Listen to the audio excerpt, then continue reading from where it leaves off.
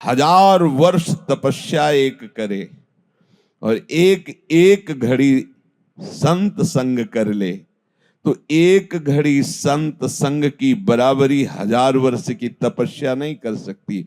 ऐसा परमहंस शिरोमणि श्री सुखदेव जी ने वर्णन किया। बहुत बड़ा प्रभाव सत्संग का है। ये जो कहने में आता है कि देर नहीं लगता सब सफेद से पीले, रंगीन से सफेद, सफेद से पीले, वहां तो होड़ बनी हुई है। इसका कारण हरिवंश प्रताप है और कोई नहीं। प्रायः संसार में देखो लोग होड़ लगा करके भोगों की तरफ भागते हैं। आज तुमने स्कूटी ली तो कल हम मोटरसाइकिल लेंगे, तुमने ये कपड़ा तो हम, तुमने ये भोगा तो हम आज, तुम यहां से भोजन मंगाते हो हम वहां से मंगाएंगे तुमसे 100 रुपया अधिक का। होड़ लगती है, पूरा इसी में तो संसार फंसा हुआ है। और यहां होड़ लगती है, आज तुमने मुंडन कराया तो आज हम कराएंगे, आज हम अपने जीवन का परिवर्तन करके प्रभु के चरणों में पूर्ण समर्पित हो जाएंगे। ये क्या है? ये सत्संग का, हरिवंश प्रताप का प्रभाव है। हरिवंश प्रताप ही जानत है। ये हरिवंश प्रताप कैसे परिवर्तन करता है? एक घड़ी अगर सत्संग हो गया है, अब आप कहेंगे कि कई कई वर्ष सत्संग करने वाले भी तो भाग गए। एक घड़ी का यहां वर्णन किया जा रहा है। सत्संगति घड़ी एक, एक घड़ी आधी घड़ी, आधी में पुनियाधी, तुलसी संगति साधु की हरे कोटि अपराध। ये 5-5 वर्ष सत्संग करके फिर भी भाग गए। क्या सत्संग में दम नहीं थी या सत्संग वो सुन नहीं पाए? बात यह है, पारस पास में है पर स्पर्श नहीं हुआ उसका। क्यों? क्योंकि रुई बीच में लगी हुई है। ऐसे अहंकार का पर्दा। रोज प्रायः सत्संग में शब्द आता ही है, शरीर, शरीर के भोग और शरीर के रिश्ते नाते। 3 पर जब तक आप विवेक का कुल्हाड़ नहीं चलाएंगे तब तक परमार्थिक उन्नति नहीं नहीं नहीं। दूरादपास से स्वजनान, आचार्य चरण कह रहे, सने संबंधियों के राग से दूर, सुखमर्थ कोटिम, ऐश्वर्य भोग से दूर, सर्वेषु साधन वरेश चिरम निराशा, अहम भरी तपस्या साधना व्रत नियम आदि से भी दूर, एकमात्र दैन्य भाव से महारानी श्री किशोरी जी के चरणों का आश्रय। हो गई बात, फिर कुछ समझाना नहीं पड़ेगा, सब समझ अपने आप आ जाएगी। और शरीर का राग, भोगों में सुख बुद्धि और शरीर संबंधियों पर विशेष अपनापन, तो आप 1000 वर्ष बैठे रहो सत्संग में, कोई लाभ नहीं मिलने वाला। कोई लाभ का तात्पर्य आपका परिवर्तन नहीं होगा। क्यों? क्योंकि आप परिवर्तन करना नहीं चाहते, इसलिए नहीं होगा। महासंगस तो दुर्लभ हो लेकिन अगम्य हो। पास बैठ करके भी आप, यदि आपके हृदय में लालसा जग जाए सत्संग से, तो ये तीनों छूट जाएंगे। बिना इन तीनों के छूटे, शरीर का राग, शरीर के संबंध भोगों में सुख बुद्धि और शरीर के रिश्ते नातेदारों में अपनापन, ये बहुत खास बात है, पकड़ लीजिए इन 3 को। अगर ये 3 आपके बने रहे तो यात्रा लंबी चलती रहेगी, परिवर्तन नहीं होगा।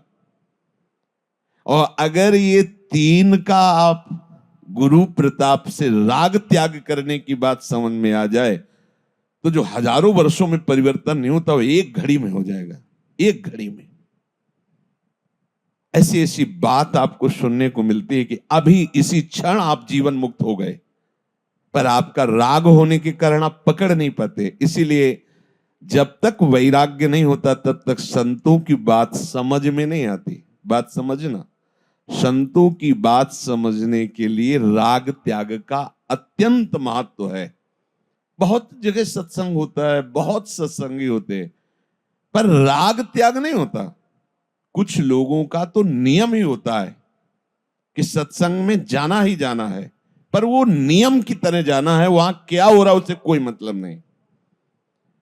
उनसे अगर पूछो कि सत्संग में क्या सुना, बोले बहुत बढ़िया, पर सुना क्या ये नहीं बता पाएंगे, क्योंकि उनको सत्संग की बातें पकड़ने से मतलब नहीं। केवल सत्संग में अहोभाग्य सत्संग में आ गए और छाप मारने के लिए हम और पुष्ट हो गया कि हम 25 साल से नियम पूर्वक सत्संग सुन रहे हैं, परिवर्तन बिल्कुल नहीं, जैसे के वैसे ही हैं।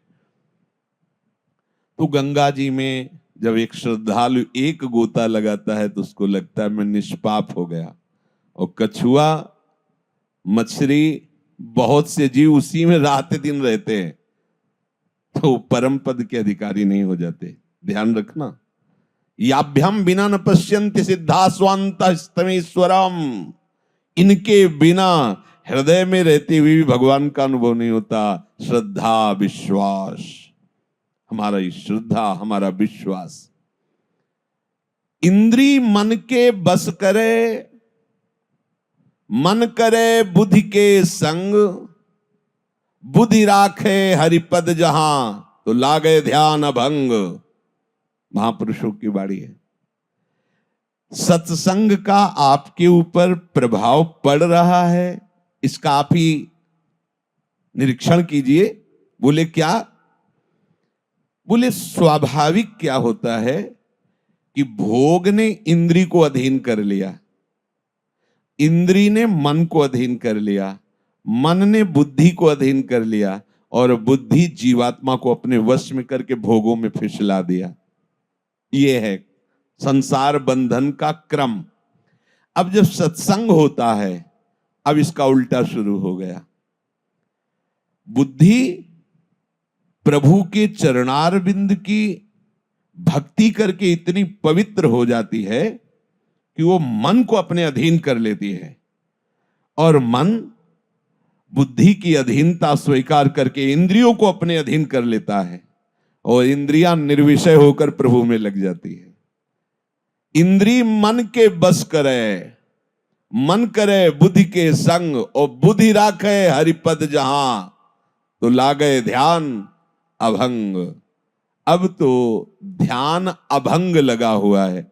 आंख मूंद के आसन में बैठ के नहीं, चलते फिरते उठते बैठते जिधर दृष्टि जाती है अपना प्रीतम ही नजर आता है। ये सत्संग का फल है। अगर आप इसे स्वीकार नहीं करेंगे तो बहुत काल व्यतीत हो जाएगा, आपको स्वीकार करना होगा। जहां भोगों के छोड़ने की बात आती है, जहां अहम को चकनाचूर करने की बात आती है, जहां रिश्ते नातों को स्वाहा करने की बात आती है, यही भेंट देनी है अपने को। अपने को प्रभु की प्राप्ति के लिए जो भेंट देनी है वो यही देनी है। क्या? अपने शरीर का समर्पण, अपने शरीर संबंधी भोगों का समर्पण, अपने रिश्ते नातों का समर्पण। अब एक ही नाता है, केवल प्रभु के संबंध से। नाते नेह राम के मनियत, नहीं तो नहीं। वो अंजन किस काम का जो आंख में लगाए और आंख फूट जाए, है? वो संबंध किस काम का जो परम प्यारे प्रीतम प्रभु से विमुख करके हमें संसार में फंसा दे। अंजन कहां आंख जो फूटे, बहुतक कहो कहां लो। जाते होए स्नेह राम पदे, तो मतो हमारो। जिससे प्रभु के चरणों में प्रेम हो जाए, यही हमारा मत है, इसलिए इसको त्यागना अनिवार्य है। उपासक जो सत्संगी है, मीठा बचन उचारिए, नवता सब सू बोल, हृदय माहि विचार के, तब मुख बाहर खोल। मृदु वचन बोलना सीखो। अगर वाणी से किसी के भी हृदय में क्षोभ पहुंचता है तो ऐसी वाणी मत बोलिए। वाणी ऐसी बोलिए मन का। सत्संग तुम्हारे ऊपर असर तब करेगा, पहले आप सुधार कीजिए। कपड़े में रंग चढ़ाने के पहले उसकी अच्छी धुलाई हो जाती है, फिर बढ़िया रंग चढ़ता है। ये बड़ा गंदा है हमारा अंतःकरण, इंद्रियां, तो हमें शुरुआत करनी है वाणी से। परुख वचन सेवक जी भी महाराज कह रहे हैं, परुख वचन कबहु न कहा। नियम लीजिए, किसी को दुख देने वाले वचन नहीं बोलेंगे। नवता सबसु बोल, दैन्य होकर, तभी अंदर जो छुपा हुआ ठाकुर सबके हृदय में वो प्रकाशित होने लगेगा। जब देखेगा ना कि आप पद्धति से चल रहे, दैन्य भाव से चल रहे, तो मुस्कुराने लगेगा। फिर ये रूप अंतर ध्यान हो जाएंगे, वही दिखाएगा, दूसरा नहीं। कोई भी बात बोलने के पहले हृदय में विचार कर लीजिए कि कहीं ये किसी की निंदास्पद बात तो नहीं, इसमें दोष दृष्टि तो नहीं किसी की, इसमें किसी को दुख पहुंचने वाली बात तो नहीं है। ये तीन बातें देख लो। किसी को दुख पहुंचने वाली बात तो नहीं बोलने जा रहा हूं, इसमें किसी का दोष दर्शन करके बात तो नहीं बोल रहा हूं, किसी की निंदा तो नहीं कर रहा हूं। अगर ऐसा आप, तो वाणी बहुत अपराध करती है। सबसे ज्यादा पाप वाणी से होते हैं। वाणी को अपने लोगों ने शासन से बिल्कुल मुक्त कर दिया है। जो मन में आवे सो बोलो, जैसे मन में आवे वैसे बोलो, नहीं। वाणी एक अमूल है, जो कोई बोले जानी, हे तराजू तौल के तब मुख बाहर आनी। बहुत संभाल कर भजन करने वाले उपासक को वाणी पर विशेष ध्यान देना चाहिए। श्री चरणदास जी कह रहे हैं, बिना स्वाद ही खाइए राम भजन के हेतु, चरणदास कहे सूरमा, ऐसे जीतो खेत। इस संसार रूपी रणभूमि पर यदि विजय प्राप्त करना है तो स्वाद रहित भोजन करने का अभ्यास करो। देखो, ये जो चटोरापन जवान में बैठ गया है, आप इच्छा मत कीजिए। आपके भरण पोषण करने वाले प्रभु हैं। कभी वो स्वादिष्ट पदार्थ मिल रहा है तो बिना स्वाद बुद्धि के भगवत प्रसाद रूप पाली। कभी रूखा सूखा मिल रहा है, उसे पाली। अगर आपको ही बनाना है और भोग लगाना है तो ध्यान रखना है कि जैसे एक श्री जी को तो अब हलवा, खीर, ये आप सच्ची मानिए श्री जी ये सब नहीं पाती है। ये तो हमारे लिए आवश्यक है, पांच भौतिक शरीर के पोषण के लिए, तो उसका भोग लगता है। क्योंकि प्रभु को पवाए बिना तो वो ऐसे दर्शन कराते हैं। श्री जी और लालजू जो पाते हैं वो केवल प्रेम भोगता है, केवल प्रेम, दूसरा वो पान नहीं करते। हमारे प्रियालाल ये प्रेम स्वरूप है और ये प्रेम की ही क्रीड़ा करते हैं और ये प्रेम का ही भोग लगाते हैं। तो प्रेम तो जल से भी युक्त होकर के दिया जा सकता है। जो भी आप वो प्रेम से युक्त होकर दो, हमारे प्रभु पाएंगे। प्रभु पदार्थ नहीं पाते, प्रभु उसमें प्रेम जो उपासक का होता है वो प्रभु पाते हैं। ये बैठा लीजिए, ये भ्रम हटा दीजिए कि 56 प्रकार के भोग श्री जी को पवा के अधीन किया जा सकता है। फिर तो श्री जी अरबपतियों की ही होती, अपने गरीबों किंचनों की तो होती ही नहीं। लेकिन कहीं ऐसा नहीं पाया गया सिद्धांत।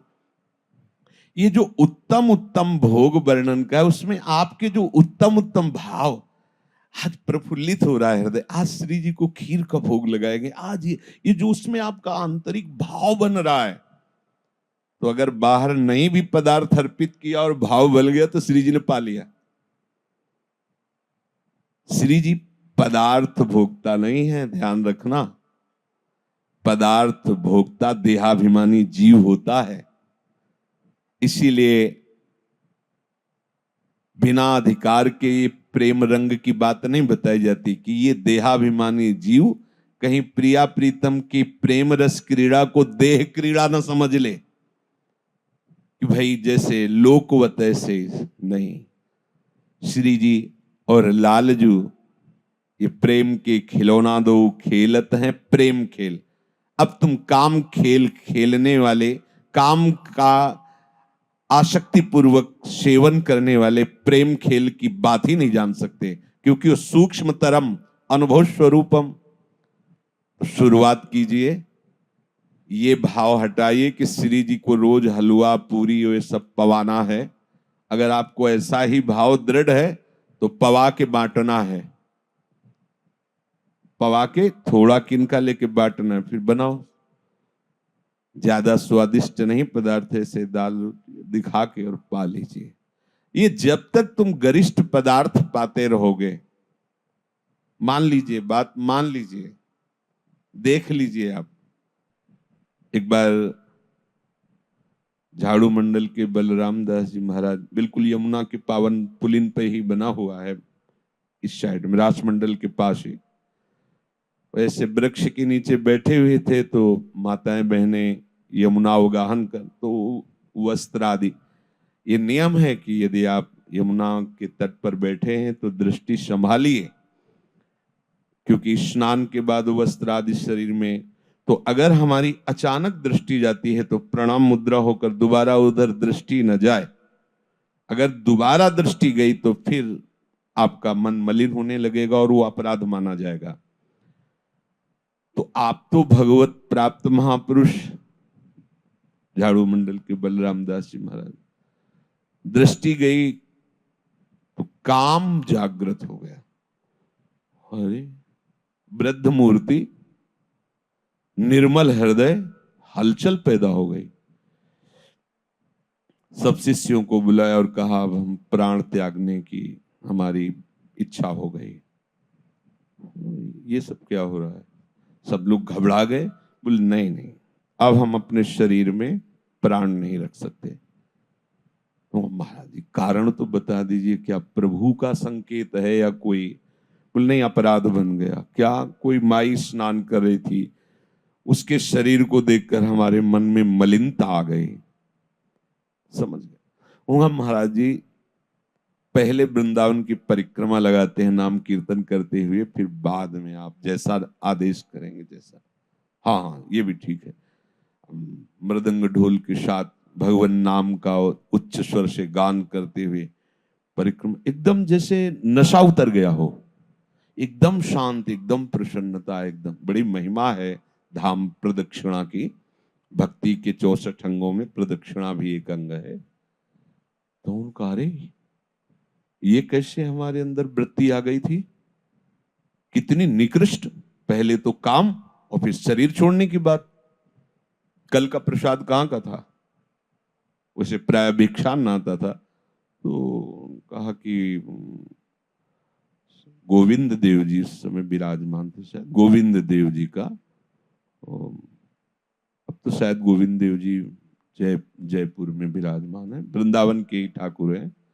तो उनका प्रसाद है, जाओ जाओ पता लगाओ कल किसका भोग लगा था। तो वहां जाके पता लगाया कल किसकी तरफ से गोविंद देव जी भोग आरोगे।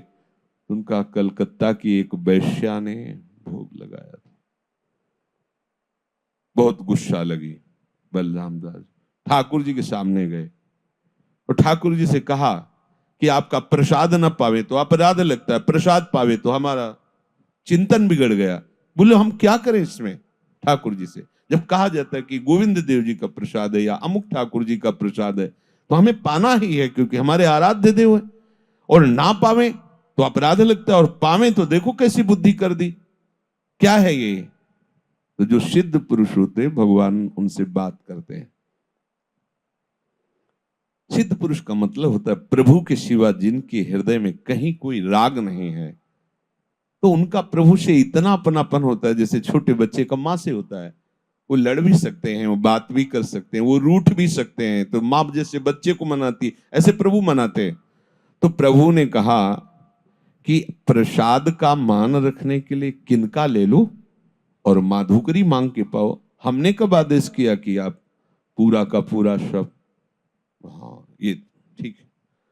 उन्होंने उसमें नियम लगाया अपने परिकर को कि ठाकुर जी का प्रसाद किनका और माधुकरी। ये बात ठाकुर जी के प्रसाद की लघुता के लिए नहीं कह रहे, उनको संपूर्ण चराचर जगत का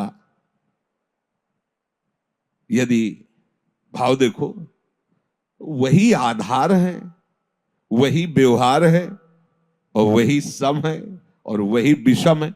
पूरे चराचर जगत का वो, तो उनमें कोई फर्क पड़ने वाला है क्या? उनमें, लेकिन अपने में पड़ जाएगा, क्योंकि एक सीमित शरीर है और ये तत्वों से, पंच तत्वों से बना हुआ है। इसमें जैसा जाएगा वैसा भाव प्रकाशित होगा। चाहे कोई भजन करके सिद्ध हो गया हो, पर प्रभु के समान व्यवहार नहीं कर सकता।